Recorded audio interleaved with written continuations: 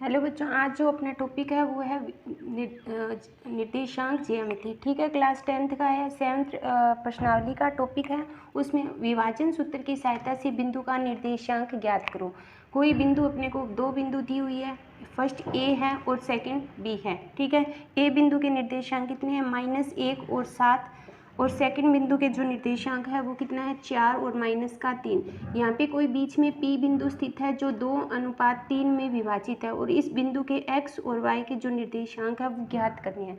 ठीक है, तो विभाजन सूत्र का जो अपना फॉर्मूला है x का निर्देशांक ज्ञात करने का, x इक्वल टू होता है m1x2 प्लस m2x1 बटे m1 प्लस m2।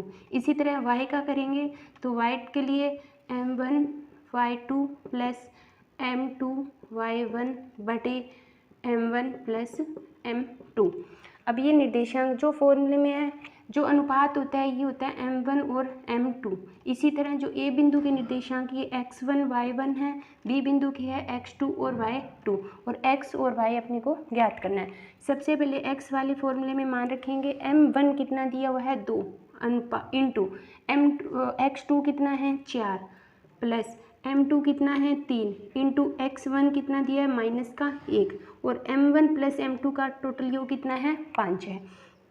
तो x इक्वल टू 2 को 4 से किया 8 और 3 को माइनस से किया -3 बटे 5, तो ये हो जाएगा 5 बटे 5। तो x बिंदु का निर्देशांक कितना आ गया अपना 1 आ गया। इसी तरह y बिंदु का निर्देशांक है वो ज्ञात करेंगे।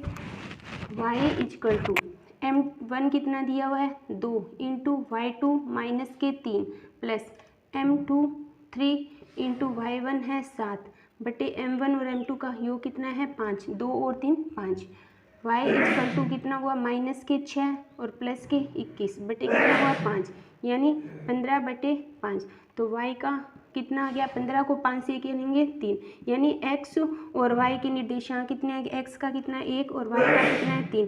तो अनुपात कितना आ गया, जो निर्देशांक है वो कितने हो गए 1:3। यानी यहाँ पे जो बिंदु है जहाँ पे 2:3 में विभाजित किया है वो निर्देशांक कितने हैं 1 और 3 है।